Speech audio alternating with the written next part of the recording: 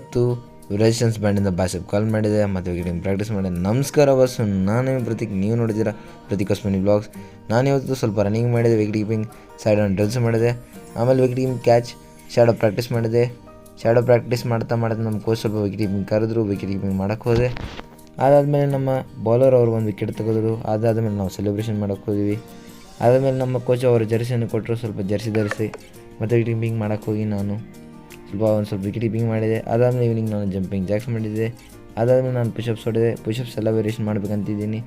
ಅದಾದಮೇಲೆ ನಾನು ಸ್ವಲ್ಪ ಪೈಕ್ ಪುಷಪ್ ಹೊಡೆದೆ. ಅದಾದಮೇಲೆ ನಂತರ ನಾನು ಸ್ವಲ್ಪ ಪಂಚ್ ಪುಷಪ್ ಹೊಡೆದೆ. ಅದಾದಮೇಲೆ ನಾನು ಸ್ವಲ್ಪ ಡೈಮಂಡ್ ಪುಷಪ್ ಹೊಡೆದೆ, ಆದರೆ ಫಿಂಗರ್ ಪುಷಪ್ ಹೊಡೆಯೋಕ್ಕಾಗಿಲ್ಲ. ಅದಾದಮೇಲೆ ನಾನು ಸ್ವಲ್ಪ ಬೈಸೆಪ್ ಕರ್ಲ್ ಮಾಡಿದೆ ರೆಸಿಸ್ಟೆನ್ಸ್ ಬ್ಯಾಂಡಿಂದ. ಅದಾದಮೇಲೆ ನಾನು ಸ್ವಲ್ಪ ಶೋಲ್ಡರ್ನ ಟ್ರೈನ್ ಮಾಡಿದೆ. ನಂತರ ನಾನು ಪ್ಲ್ಯಾಂಕ್ ಮಾಡಿದೆ ಬಾಡಿ ಸ್ಟೆಬಿಲಿಟಿಗಾಗಿ. ಅದಾದ ನಂತರ ನಾನು ಸ್ವಲ್ಪ ಸ್ಕ್ವಾಟ್ ಹೊಡೆದೆ. ಮತ್ತು ಈ ಜರ್ಸಿಲಿ ಹೇಗೆ ಕಾಣ್ತಿದ್ದೇನೆ ಅಂತ ಹೇಳಿ ಎಲ್ಲರೂ ಹೇಳಿ ರಾಧೇ ರಾಧೇ.